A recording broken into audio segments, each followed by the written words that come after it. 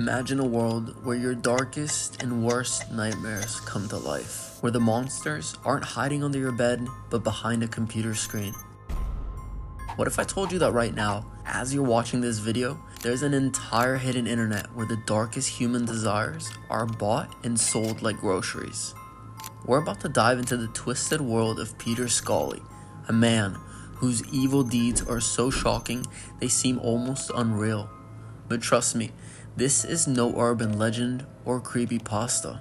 This is the true story of a predator who used the darkest corners of the web to commit unspeakable crimes. By the time we're done, you'll be looking at your computer screen and maybe even your neighbors in a whole new light. You'll start to wonder, what secrets are hiding behind those friendly smiles and normal looking houses on your street? Welcome to the world of Peter Scully, the monster of the dark web. Peter Scully. Peter Scully. Finally got him. You have the right to remain silent. Peter Scully, the early years. So who is Peter Scully? He was born on January 13, 1963 in Melbourne, Australia. On the surface, he probably looked like any other guy you'd pass on the street, but there was something off about him. Neighbors always felt uneasy around Scully. They couldn't put their finger on why, but something about him just wasn't right. It's like when you get that creepy feeling in a dark alley, your senses are screaming at you that something's wrong even if you can't see it. As Scully got older, his dark side started to show. He got involved in all sorts of illegal stuff, scamming people left and right. His biggest con, a $2.5 million property fraud scheme. That's right, this guy was ripping people off for millions before he even got to the really bad stuff. By 2011, Scully had ditched his family and was living with what's called a sugar baby. For those who don't know, that's basically when an older person pays a younger person for companionship, usually with a sexual intent. It's not illegal, but it's definitely in a moral gray area. But guys, this was just the beginning. Scully was about to take a deep dive into a world of evil that most of us can't even imagine. Escape to the Philippines. As the cops started closing in on Scully for his fraud schemes, he knew he had to get out and dodge. So where did he go? The Philippines. Now the Philippines is a beautiful country with amazing people, but like many developing nations, it has areas with high poverty and stretched law enforcement. For a predator like Scully, it was the perfect hunting ground. In the Philippines, Scully met two women who would become his partners in crime, Carmen Ann Alvarez and Lizel Margallo. He even gave them creepy nicknames, like Angel and Lovely. But let me tell you, there was nothing angelic about what these women would do. Scully wasn't just a con man anymore. He was becoming something much, much worse. He manipulated these women, abused them, broke them down mentally until they would do anything he said. It's like he was creating his own little cult, with him as the evil leader. With Angel and Lovely by his side, Scully was ready to start a new business. And trust me, what he had in mind would make even the toughest person's skin crawl. No limits fun. Fun without limits. Scully, Angel, and Lovely moved to a place called Malaybalay, a city in the southern Philippines. There they started a company with a name that sounds innocent enough. No Limits Fun. But guys, the fun Scully had in mind was the stuff of nightmares. No Limits Fun was set up to make and sell some of the most horrific videos ever to hit the dark web. Scully specialized in something called hardcore. Now I'm going to be real with you. This is tough to talk about, but it's important to understand how evil this guy was. Hardcore is extreme pornography that involves torture and sexual abuse. And Scully's videos featured the most vulnerable victims of all, children. Angel and Lovely's job was to find these kids. They targeted the poorest families, promising parents that they'd give their children food, shelter, and care. Can you imagine being so desperate that you'd hand your kid over to a stranger? That's the kind of poverty we're talking about here. These parents thought they were giving their kids a chance at a better life. Instead, they were delivering them into the hands of a monster, Daisy's Destruction. Of all the horrible videos Scully made, one series stands out as the worst of the worst. It's called Daisy's Destruction, and even talking about it makes my skin crawl. This video featured 3 young girls. 1, Daisy, who was only 18 months old. 2, Lisa, who was 11 years old. And 3, Barbie, who was 12 years old. What Scully did to these girls is so horrific that I can't even describe in detail. He forced Barbie, the oldest, to hurt the younger girls. The torture and abuse in this video were so extreme that even hardened police officers and investigators were left traumatized after watching it. But here's the thing that really shows how twisted Scully was. He wasn't the main abuser on camera. That was Lovely.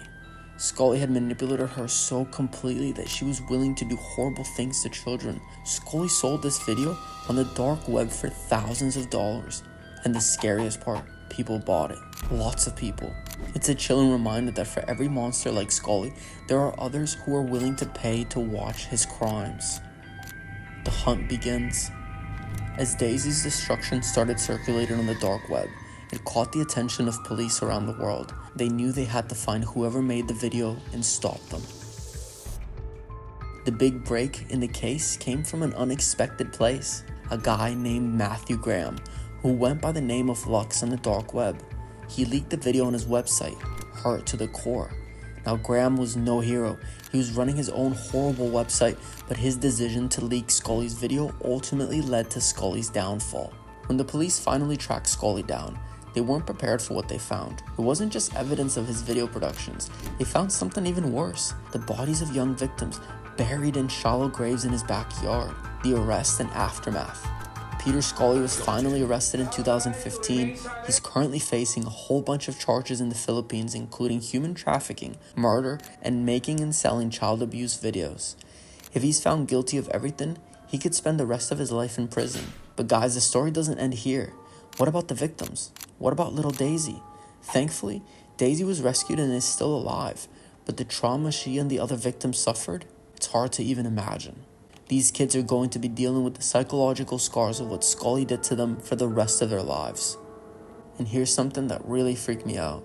Even after Scully was arrested, money kept flowing into his accounts. People in the dark web were still paying to watch his videos. It makes you realize just how many sick individuals are out there, hiding behind their computer screens. The bigger picture. Now, I know that this story is super dark and disturbing. You might be wondering, why am I even talking about it? But guys, it's important, and here's why. It shows us the dark side of the internet. The web isn't just cat videos and memes. There are real dangers out there, especially for kids. It reminds us that monsters don't always look like monsters. Scully seemed like a normal guy to most people.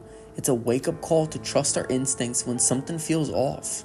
It highlights the global nature of these crimes. Scully was from Australia, operated in the Philippines, and sold videos to people all over the world. Fighting this kind of evil requires international cooperation. It exposes the link between poverty and exploitation. Many of Scully's victims came from extremely poor families. Addressing poverty is crucial in protecting vulnerable children. It shows the importance of online safety education.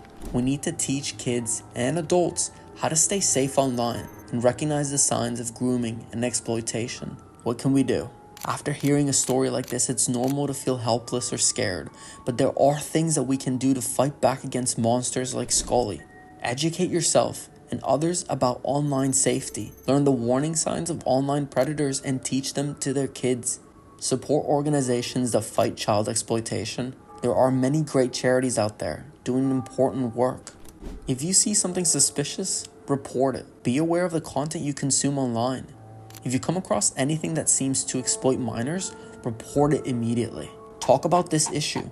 The more we bring it into light, the harder it is for predators to hide in the shadows. The story of Peter Scully is a tough one to hear.